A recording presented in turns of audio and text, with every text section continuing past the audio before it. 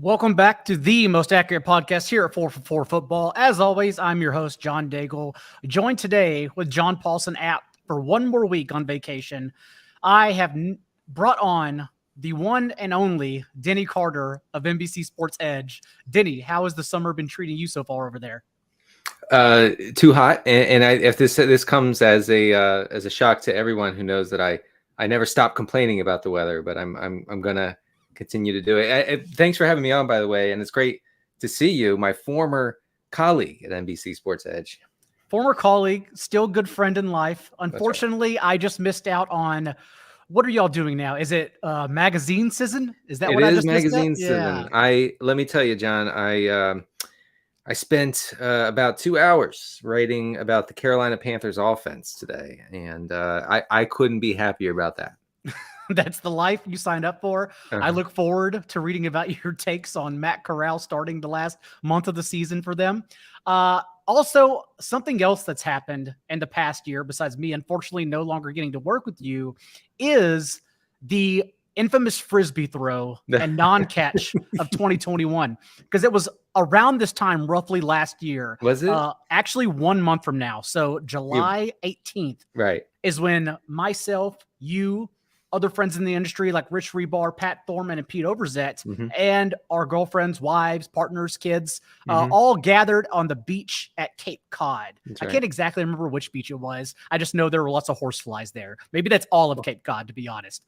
But we gathered, and Overzet and Rebar, the tale goes, went to the top of the hill, to the top of the sand dunes, as you were on the coast, like the beach area right before the water, where the wake comes through and touches your feet. And I am watching from afar. I'm sitting down with your wife and others, watching to see what's going to happen as Overzet launches a randomizer Frisbee at you from, what do you think the distance actually was?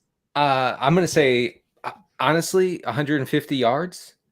150 yards. Okay. And so imagine someone throwing a 150-yard Frisbee, I would say 3 to 5 stories elevated from a sand dune down to the water. And you can find this on social media, by the way. If you go and look up just the rank CD Carter, you're gonna run to a lot of stuff with that, actually. But you'll find a Frisbee video. Frisbee Dime also works if you search that on Twitter. But either way, the video's there. And more importantly, Denny, I want you to explain to everyone what happened, since as they're searching for this right now, listening, as they're watching this video, if they haven't already seen it because they've been living under a rock, the Frisbee from 150 yards out actually dropped quite perfectly, fingertip length, somehow, some way, 1 in a million chances. And when you stretched out, you dropped the Frisbee. So please clear this up for everyone and explain yourself. Yeah, I do want to clarify something. I didn't drop it. I didn't even get to drop it. You know, it never hit, it never touched my hand. And that's maybe that's worse. It probably is worse. I should just say I dropped it. But if you look at the video, first of all, the video looks like it was recorded on a cell phone in 2004. I don't really know why. Just last year, but still, we had to go to the 1990s to get a cell phone video. Yes. And so the plan, honestly, the plan wasn't for me to go get it. Like, Pete got up to the top and I saw him and we were like, okay, let's do it. And so he said, hey, Denny, here you go. And he flung it and it was looking solid.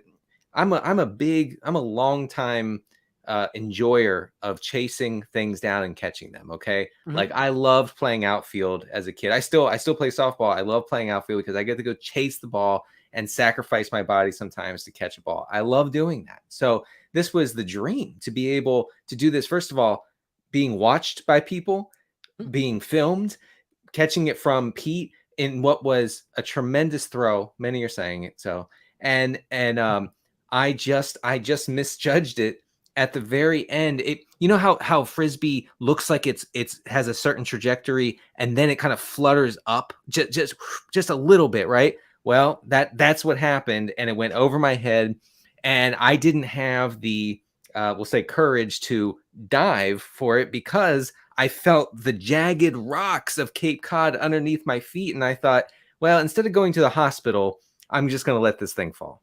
But you've done this in softball before. And for those watching on the YouTube channel at 4-4, our producer Sal has pulled up the video live now for everyone. And you just now missed the frisbee live on Retro Air.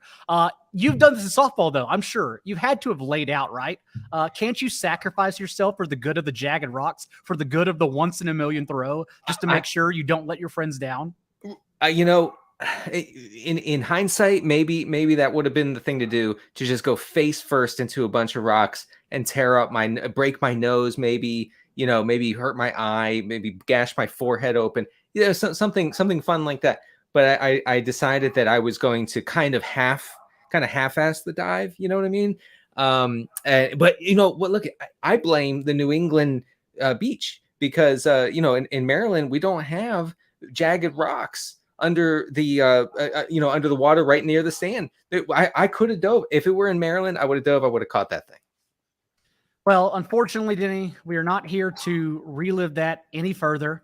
I had to get it out of the way early on. And unfortunately, we won't be spending time with each other this year anyways. Next year, yes. This year, a lot of things have happened. No beats this year. But you were here to talk football. And what I want to start with is actually the recent re-signing, I should say, of Jerick McKinnon. And it's a confusing situation. That's why I'm curious to get your take on it, because we have CEH, who everyone is now hyping up for the available carries without Darrell Williams. And Darrell Williams, of course, who led the team with 14 carries inside the 5-yard line. I've mentioned this on the past in the show. CEH has already essentially been pigeonholed and archetyped out of goal line role since he has only 5 goal line carries since week 2 of his rookie year. And so that's where Ronald Jones comes in, because now I assume, and that's why he has a higher ADP, I assume he was going to take on that Darrell Williams money touch role. But then we got the re-signing of McKinnon, as I mentioned, and the issue is that McKinnon's going to be 30 this year and really never broke out. Did have those couple of last few postseason games and did out-touch Edwards-Helaire in their last 2 games together. But come to find out, we also discovered this offseason via the NBC Sports news page, that CEH apparently had to immediately undergo gallbladder surgery postseason. And so now he's supposed to be fully healthy. So with this 3-headed backfield now taking precedence, ADP has yet to adjust. And I'm curious to get your thoughts on who you prefer at ADP, and really what is your lean for all 3 of these guys in this backfield?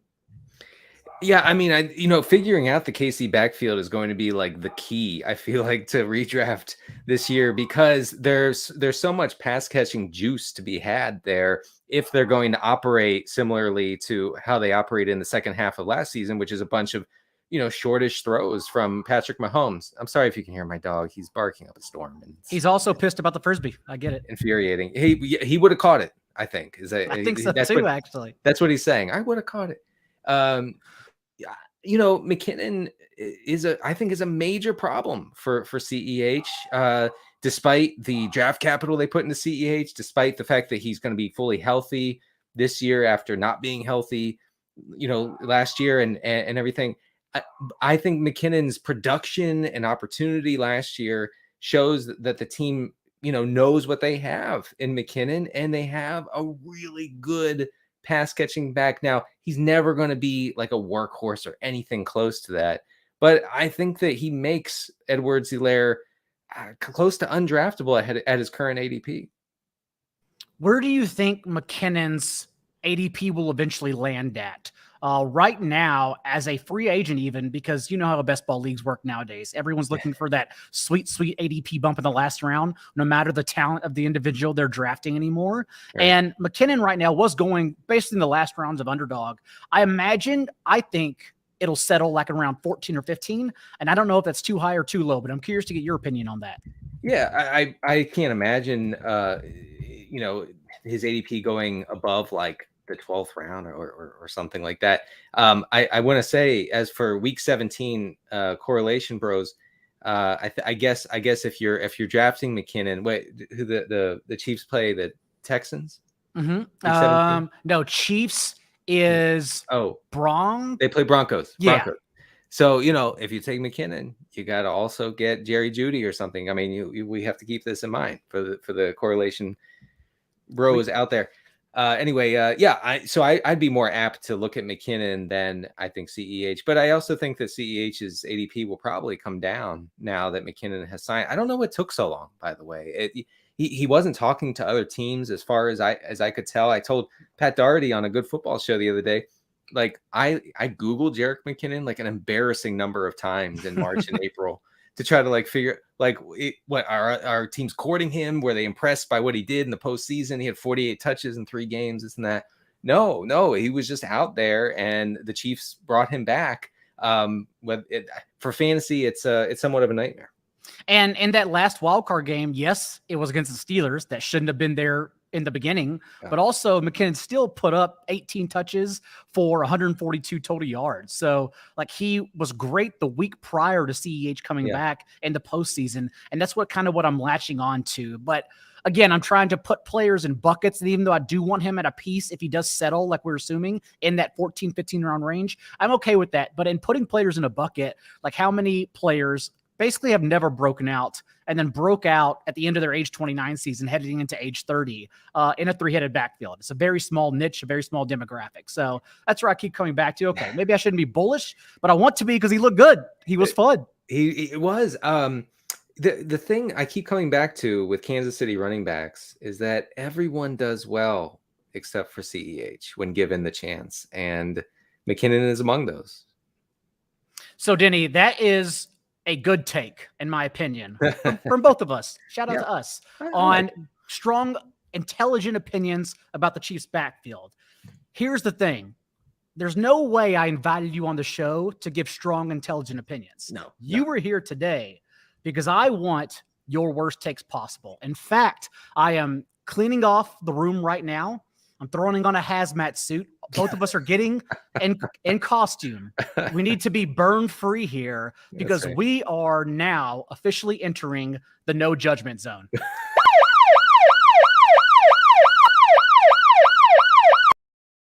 This is the trust tree. The mics are turned off, hypothetically. No one can hear us, Denny. All right. So I would love to get your first take. We're going to start with you and your opinion that if no one could hear, you would say aloud because you believe it, but also you were scared to actually say it because people will come running at you with pitchforks. That's right. Yes. And I'm glad that the mics are off, that no one can hear it, and it's just you and me. We're back at the beach, just friends over seltzers. We're just talking about football. Yeah, that's right. I'm drinking a warm lime seltzer, and we're ready to go. And I'm also not judging you right now for that either. We're in the safe zone. No judgment. All right, no judgment. The Bengals, after losing the Super Bowl last year, should have immediately fired Zach Taylor. That's a hot one. I know, it's not normal. It's not typical for a team to get to the Super Bowl and then say see you later to their head coach. But first of all, Zach Taylor's conservative play calling early in the season in itself was a fireable offense, in my opinion. He got to where he did. He got through the AFC playoffs. He got to the Super Bowl only because of a generational quarterback and a generational wide receiver. Otherwise, they go, 7-10, and he's out the door. The Bengals have already exceeded Zach Taylor's ceiling as a head coach. They should just rip off the Band-Aid instead of giving him another 2 or 3 or 4 disappointing years. I believe they will be disappointing going forward. He's already gone through what he can do. He's not a good coach. They should have said, you know what? We got really lucky. Despite Zach Taylor, we got there. We have a core of players who can win multiple Super Bowls. We got to get Taylor out of there.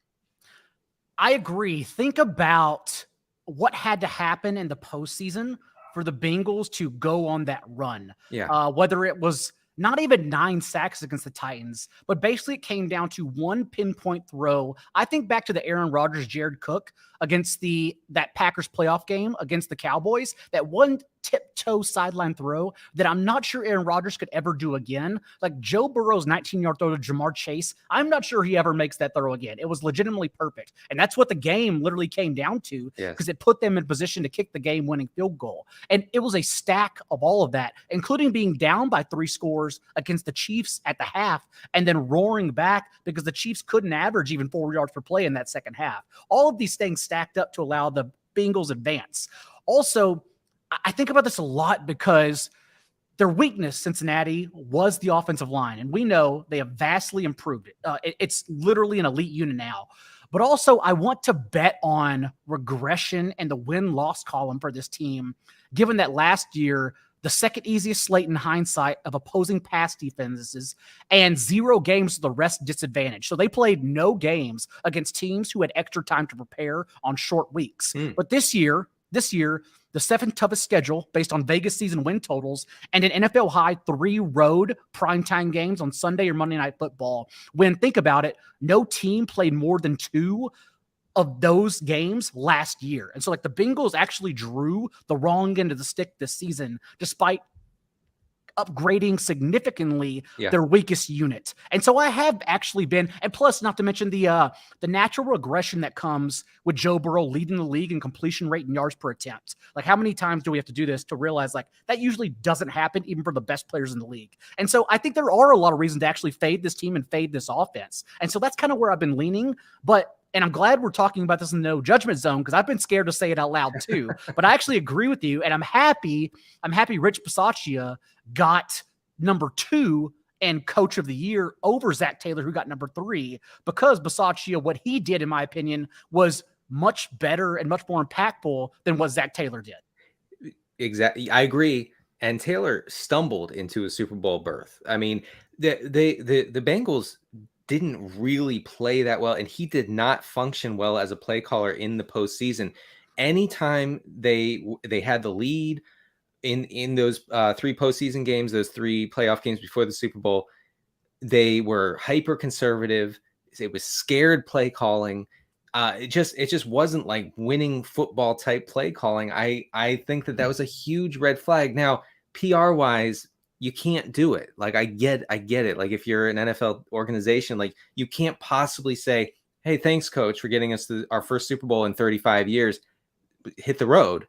We're going to upgrade now." I know you can't do it. You can't possibly explain that to your fans. You can't explain it to the players. You know, the players might riot. The players might like refuse to play for the next guy. Who knows? So I get it. But in like a complete bubble in a vacuum, Zach Taylor is not the long-term answer as the head coach. Joe Burrow and Jamar Chase and T. Higgins, they can propel them into another postseason berth, whatever. But I think that they've peaked. Well, we're just getting started, and that one was pretty hot, so I'm glad no one's listening. You can't be judged, so we're okay right now. My first take is that I think Sky Moore, if I had to bet right now, will finish 5th or 6th on his own team in receiving yards. All right.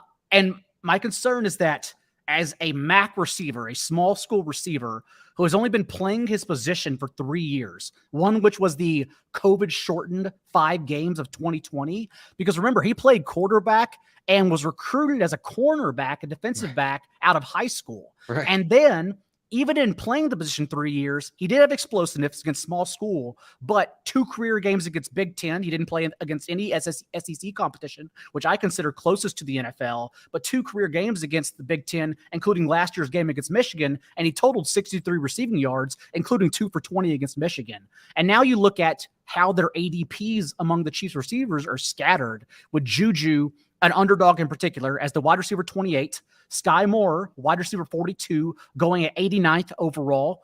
Marquez Valdez-Scantling going a round and a half later as the wide receiver 59. Really? Yes. And then, I'm sorry, Valdez-Scantling, the wide receiver 48, but still a round and a half later. And then it's Michael Hardman, who's the wide receiver 59. And so I understand that Sky Moore has the better profile, better alpha profile than Marquez Valdez-Scantling, but that's not something I want to bet on in year 1, let alone at his ADP, even if I think Valdez-Scantling may not lead the team in receiving, but I think his spike weeks actually will be better for fantasy than anything Sky Moore does all year. And so I will gladly continue fading Moore at his ADP right now. Wow. I, did not know that MVS was going well after Sky. So this is not Dynasty. This is best ball. And this is best ball. This is what's happening right now. Juju, and I think this is rightfully so, is the first one being drafted. And then Sky Moore after that around what is that? That's round 6, round 7. If I know one thing about small school dominant wide receivers, is that they almost always flame out. I mean, come on. It's almost always a bad bet. Like, they look great on paper. Sky Moore looks amazing on paper, but it's such a huge transition from that to catching passes in the most potent, or one of the most potent offenses in the NFL from probably the best quarterback in the league. God, no one paying attention. The guy wears number 24. You cannot possibly draft a wide receiver who wears a cornerback's number. It makes no sense. At least with Christian Watson, obviously from North Dakota State, like the ADP is 111. Still a touch too high for me as the wide receiver 53 overall, but it's still like a value compared to Sky Moore, which in my opinion, that range is his ceiling. And that's why I'm not drafting him. And I know this because I even tuned in initially telling myself, oh yeah, I'll take a chance on Sky Moore. And then I realized, like, there's really no taking a chance with outs for Sky Moore. Like, you're betting on his best outcome in year 1. Probably beyond his best outcome, I think. I don't understand that. Honestly, the fact that like Hardman's not going beyond, above Sky Moore makes no sense to me. I would happily, at the same price, I would rather have Mecole Hardman this year in redraft than Sky Moore. Hardman's the only guy with experience as a Chiefs wide receiver among the guys we're talking about. And we saw, it was a glimpse. I get it, very tiny, the smallest sample size possible. But when Tyreek Hill missed that Week 18 game last year, Hardman slotted in as the number 2 pass catcher behind Kelsey. And I forget what it was. He saw 15 targets or 11. I forget what it was. He caught 10 balls for 100 and some yards, and was used as a short area pass catcher. Like, that could be very valuable for PPR purposes, especially since Hardman can make a lot out of a little with after the catch ability. So I don't get that at all. If you include his postseason, he actually averaged over 13 yards per touch in his last 8 games. So like, he did show some competency finally in that stretch. And I'm not even saying I'm betting on him at his current ADP, but I'd much rather take a chance at that flailing average draft position than I would betting on a ceiling at Sky Moore's. But thankfully no one heard that. So we're good. We're still safe. No judgment here. Denny, I would love to hear your next take. All right. So maybe I misunderstood the assignment a little bit, John. These are just like general football takes. I like it. That's fine. Okay. It's June. You don't need fantasy football takes right now. Good. Because I was like in a general football mindset when I was doing this. So excuse me, I'm going to go way back here. I'm going back to the year 2012. And I'm going to say that if Robert Griffin III going way back. If he had been given a few more months to recover from his ACL injury that he suffered at the end of his rookie season, today we would be talking about him as one of the greatest quarterbacks of all time. And I say this as not a Washington fan, but someone who lives in the Washington area and knows many, many Commanders fans who would absolutely burn my house down if I said this, because they see RG3 as, like the devil who had come to ruin their franchise. Really? They hate RG3. Why do they hate RG3? Like, he did put up arguably or one of the greatest rookie seasons of all time. And it really came down to him just not being the size of Cam Newton. Like, he couldn't sustain NFL impact. That's all it was. Yeah. Well, listen to how good his rookie season was. So he was in 2012, he was 5th in a completion rate over expected. He was actually 3rd in that category before a week 14 knee tweak. I don't know if you remember, but against Baltimore, he got his leg like whacked in midair, and he really wasn't the same after that. So he was 3rd in completion rate over expected at that point. He was 3rd behind only Tom Brady and Peyton Manning in adjusted EPA per dropback. He finished the season with 3,200 passing yards and 815 rushing yards. I mean, if Mike Shanahan would have just let RG3 recover and maybe brought him back in like December of that year, if they were still in contention, because he tore his ACL in January against Seattle in the playoff game. So if he would have given him the proper time, I really believe he would have come into his own and been an all-time great. Which is still so odd to me that Kyle Shanahan was the one like assisting as an offensive coordinator. Yeah. He was the one coaching RG3. And then they get Trey Lance, and that's why we have the comps. And Shanahan absolutely hates Trey Lance. Like everything we know, he regrets this pick, and he absolutely, maybe this is for the no judgment zone, he absolutely did want Mac Jones until he was peer pressured by the media and fans. And then, and only then, did he back off within a month's time and go Trey Lance instead. I think he wanted Mac Jones still to this day. Oh yeah. I mean, he like when he's asked about Trey Lance, he's like, sorry, never heard of him. We're and if you ask anyone after year one, actually, of RG3, because remember, Andrew Luck, of course, same class, everyone would have said RG3 is the better prospect. Everyone after year one. Right. Yeah, that's right. Yes. And that was not the case, obviously, because, Luck went number one. And I think RG3 was seen as like a consolation prize, honestly, for Washington in that draft. He just a tremendous rookie year. I will say about Trey Lance, I feel for the kid because, you read about like recently he stays in the Bay Area to keep training with his teammates, even though Kyle Shanahan had like called off mini camp early, like he's trying to like preserve the days that he has to practice with these guys. But like Trey Lance stays in San Francisco. Like he's trying so hard, and Shanahan like won't acknowledge it, and probably just wants to go with Jimmy G for another year.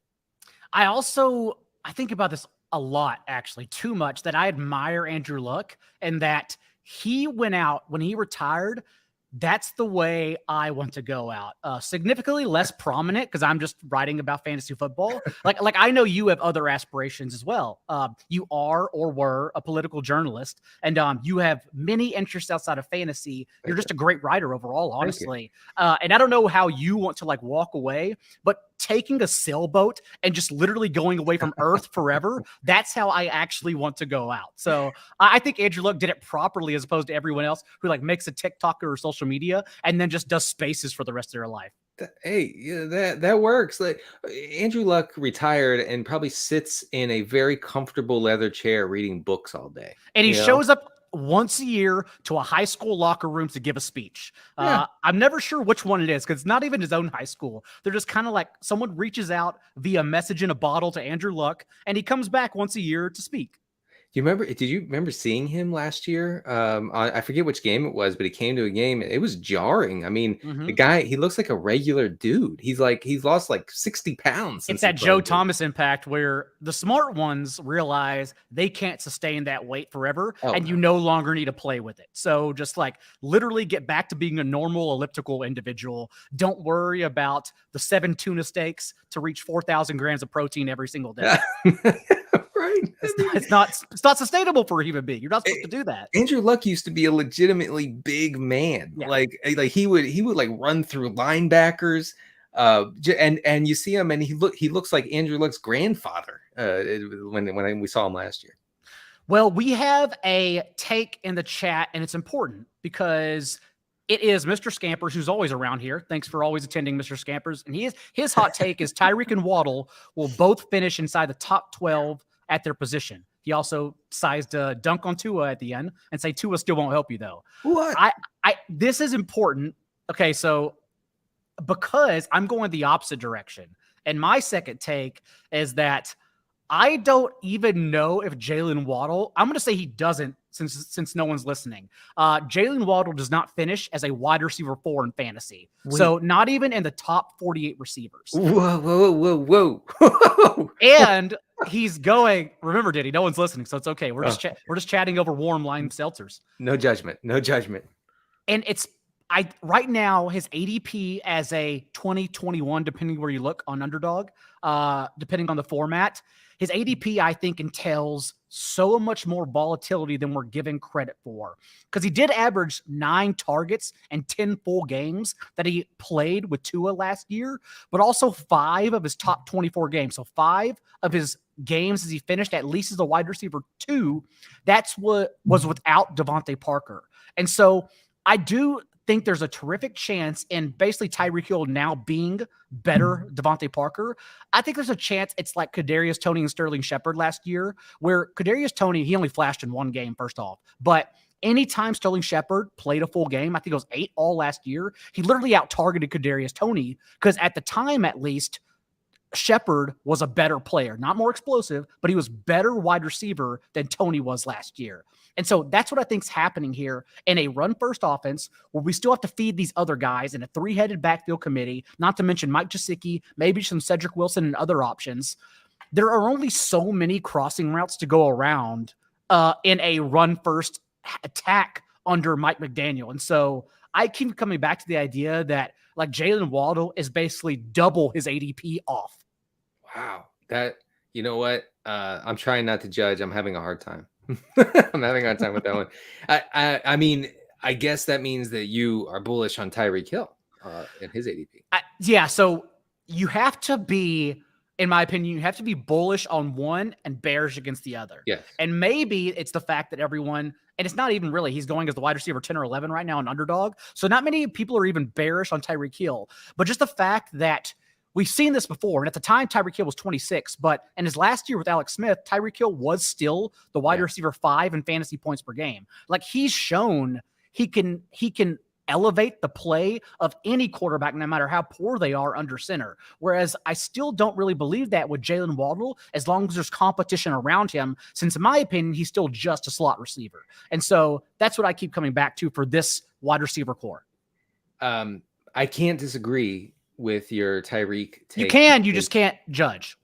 No. I really, I mean, the judgment, I'm just rattled about the Waddle take, but the Tyreek thing is right, because, and you know, this is not analytical or anything. This comes straight from the gut. Tyreek Hill is the most difference making wide receiver I've ever seen in football. Like, I don't know. I've never seen a player who can take over. And I've never seen a wideout who can take over a game just like that. And he's done it with everyone. He did it with Matt Moore, like he said recently. I did it with Matt Moore. He did it obviously with Mahomes. He did it with Alex Smith. Like, it really doesn't matter. Him and early career OBJ are the two guys that come to mind when I think of the absolute most electric receivers that I've ever seen. So I tend to agree with you. And in a run first offense, which, you know, the Dolphins are probably going to look similar to how the Niners operate. Where are the targets going to come from for both of these guys to exceed their ADPs? I will say the question I keep asking myself is, since Tyreek Hill now turns 30 and he's fresh off a career low in yards per route run, still 2.1, still much better than your average receiver, but it was a career low and it's been trending down. Like, is that the catalyst here? Is that what makes the biggest difference? And I still think, though, even in the last 5 seasons, averaging 13.3 fantasy points per game, basically never letting us down, I still think he's the one I'm betting on if I believe we can only have one very good receiver at their ADP hit in this offense. Yeah, I mean, that makes it. You've given me a lot to think about, John. All right, Denny, one more. They're scorching hot already.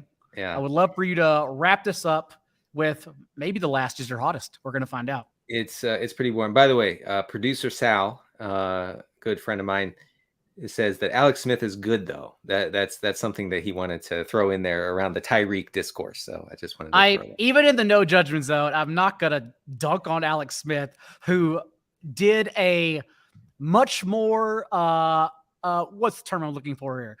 Was a hero essentially in his final year of football. No matter how he performed, was still a hero and bouncing back from one of, if not the most gruesome leg injury I've ever seen in my life. So no dunking on Alex Smith here. No, this is the no dunk zone, right? As well. All right. So this is another general football one, not fantasy That's related. okay. It's June. It's okay. It is. It is. Okay. So I don't feel so bad. And listen, you don't have to agree with me. You can like push back. You can say, no, this is ridiculous. Okay. I don't have any numbers. I'm just gonna say that Always the best takes. The takes that would be said at a bar when no one looks at their phone. Yeah. Yeah. After 3 beers, here's what I would say. Drew Brees was never good. That's pretty hot. Now, you're obviously not talking about his broadcasting career, since you do work at NBC, and no, he was great at NBC. He was a great on NBC, correct? He was fantastic, one of the best ever on NBC. But for the 1 year he broadcasted, yes, he was boring to watch. He was a product of a forward-looking offensive system and a genius head coach and play caller.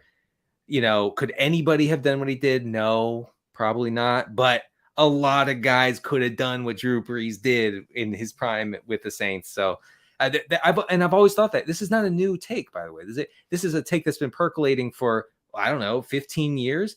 Yeah, Drew Brees is fine. He's not great though.